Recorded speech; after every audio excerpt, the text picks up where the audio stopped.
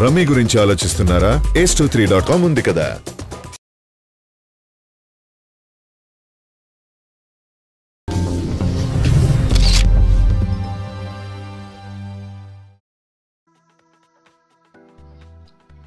బాహుబలి సినిమాలో రాజమౌళి ప్రతి పాత్రను శిల్పం చెక్కినట్లుగా చెక్కారు.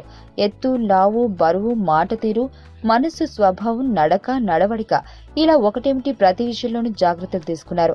అంతేకాకుండా ఆ క్యారెక్టర్స్ నుదుటిని పెట్టుకున్న బొట్టు వెనకాల ఓ స్టోరీ ఉంది. అదేంటంటే శివగామి. శివగామి నిండు చంద్రుడు బొట్టుని పెట్టుకుని ఉంటుంది. ధైర్యానికి, సాహసోపేత నిర్ణయాలకు ఆ బొట్టు నిదర్శనం. అమరేంద్ర బాహుబలి ప్రజల పట్ల జాలి, కరుణ చూపించేందుకు గుర్తుగా సగం చంద్రుడి బొట్టు పెట్టుకున్నాడు. మహేంద్ర బాహుబలి శివుడి పాత్రకు పెట్టిన బొట్టుకు అత్యంత బలవంతుడని అర్థం. దేవసేన లింగ వివక్షకు వ్యతిరేకమైన అర్థం వచ్చేలా దేవసేన బొట్టు పెట్టుకుంది. ఆడ, మగ ఇద్దరు సమానమేనని ఆ బొట్టు తెలుపుతుంది.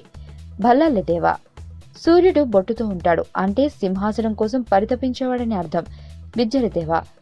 విజ్జలదేవ త్రిశూలం బొట్టుతో కనిపిస్తాడు అంటే ఇక్కడ మంచి లక్షణాలు కాదు, 3 చెడు లక్షణాలు కలిగిన వ్యక్తి అని అర్థం. మోసం, అసూయ, ద్వేషం కలిగిన వ్యక్తి అని సూచిస్తుంది.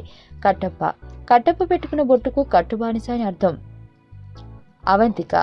అవంతిక పెట్టుకున్న బొట్టుకి ప్రతీకారం తెచ్చుకోవడానికి ఆయుధంగా మారిన మహిళ అని అర్థం వస్తుంది. నా పేరు ధనుశ్రీ. అందరూ ముద్దుగా దరి అని పిలుస్తుంటారు. దేవుడికి నా పైన ఉన్న క్లారిటీ, నా బ్యాడ్ లక్ ఉన్న గ్రావిటీ నాకు చిన్నప్పుడే అర్థమైంది. నా లైఫ్లో లక్ ఫ్యాక్టర్ రాంగ్గా ఉండొచ్చు, కానీ లవ్ ఫ్యాక్టర్ మాత్రం చాలా స్ట్రాంగ్గా ఉంది. ఒక మనిషి చేయి చూసి తన జాతకం మొత్తం చెప్పేయగలను.